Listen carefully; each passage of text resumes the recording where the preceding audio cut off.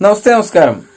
അപ്പൊ ഞാൻ ഇന്നിപ്പോ വന്നിരിക്കുന്നത് നമ്മുടെ ലാലേട്ടന്റെ നല്ലൊരു പ്രോഗ്രാമായ ബിഗ് ബോസ് എന്നൊരു പ്രോഗ്രാമിന്റെ ഒരു വിശേഷം പറയുന്നതിന് വേണ്ടിയിട്ടാണ്.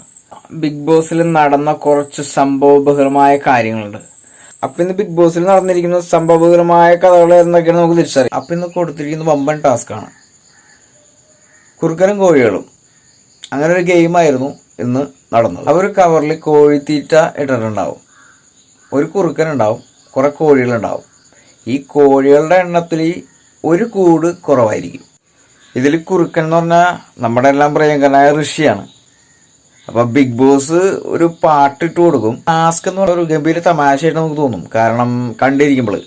കാരണം എന്ന് വെച്ചിട്ടുണ്ടെങ്കിൽ ഈ ബിഗ് ബോസ് പാട്ട് ഇട്ട് കൊടുക്കുന്ന ടൈമിൽ കോഴികൾ കൂട്ടിക്കയറാനായിട്ട് ശ്രമിക്കണം. കൂട്ടിക്കയറാൻ പറ്റിയില്ലെന്നുണ്ടെങ്കിൽ ഋഷി കൈകളോട് പിടിക്കും.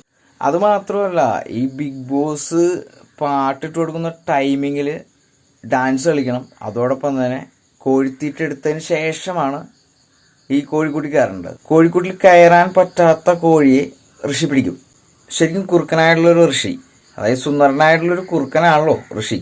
ശരിക്കും ഇതിനകത്ത് രണ്ട് വിന്നറാണുള്ളത്. കോഴിത്തീറ്റ ഏറ്റവും കൂടുതൽ പിറക്കുന്ന ആളും അവസാനം കോഴിക്കൂടിൽ കയറുന്ന ആളും. ശരിക്കും പറഞ്ഞാൽ ഈ ഒരു ഗെയിം കണ്ടപ്പോൾ നമുക്ക് ചിരി വന്നുപോയി. കോഴിക്കോട്ടിൽ വിന്നറായത് അർജുനും കോഴിത്തീറ്റ വിന്നറായത് ശ്രീതുവാണ്. ബാക്കിയെല്ലാവരും ഔട്ടായി പോയിട്ടാ.